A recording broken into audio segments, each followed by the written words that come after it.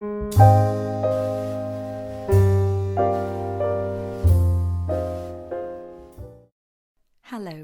my name's Joanne Staphnill. Welcome to my podcast for totallylegal.com. I'm a senior solicitor at the boutique firm Robin Simon LLP.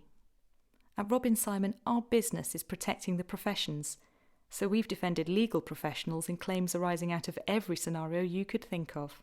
In this series of podcasts, I'll be sharing my top tips to help make moving to a new legal job as pain-free as possible. This time, I thought I'd share a couple of observations from a friend of mine. He works in a mid-sized law firm, and his role there includes liaising with the firm's professional indemnity insurers whenever a client makes a complaint or claim. He's normally very easygoing, so it was a surprise to find him in a pretty exasperated mood recently.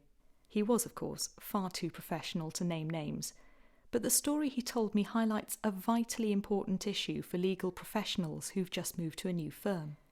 His firm had recruited a quite senior lawyer about 6 months previously. She was getting on brilliantly with her new colleagues, and the standard of her work was excellent. Then, seemingly out of the blue, one of the clients she'd been dealing with sent a letter of complaint to the firm. It turns out that this client had been complaining for weeks, saying that his file wasn't being handled properly. By the time he wrote to the firm, he'd lost his temper completely and was demanding to be paid some ridiculous amounts of money immediately. My friend had to discuss this with the lawyer, and she tearfully explained that she hadn't mentioned the complaints because she didn't really know who she should speak to about them, and anyway she felt embarrassed and wanted to sort out the problem herself, rather than risk looking incompetent to her new colleagues.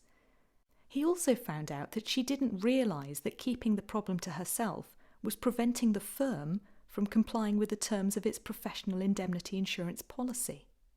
Fortunately, the client's complaint was pretty spurious, although the insurers did authorise the firm to make a small goodwill payment to settle the dispute and help preserve the client relationship.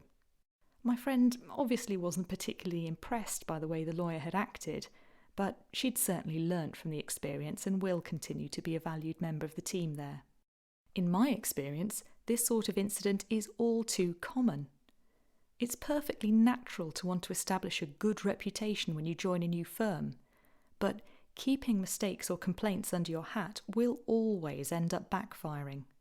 Insurers require firms to report to them immediately if a client indicates it might seek compensation, or if a mistake is made that might lead to a client seeking compensation. So, when you join a new firm, make a point of finding out who to report mistakes and complaints to.